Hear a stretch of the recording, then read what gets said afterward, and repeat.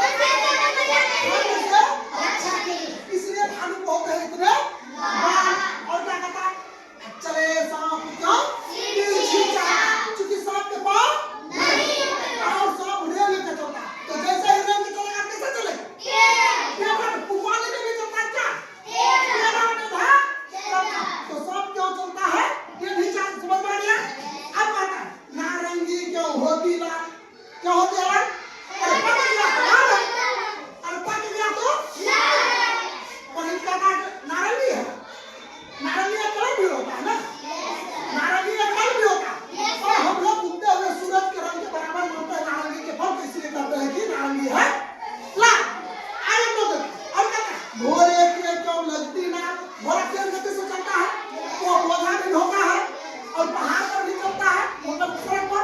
अगर उसको नाल नहीं लगे, नाल होता है लोहा का, मतलब हम लोग का जूता और घोड़ा का नाल। हम लोग जूता क्यों बोलते हैं? काटा नहीं करे, पाँव मेरा खराब ना हो, इसलिए घोड़ा के पाँव में क्या करते हैं? लोहा के नाल ठोक देते हैं, जिससे उसका पाँव खराब नहीं। इसलिए लगता है घोड़े के नाल। घर में क्यों बहता दिन रात? झरना क्यों बहता?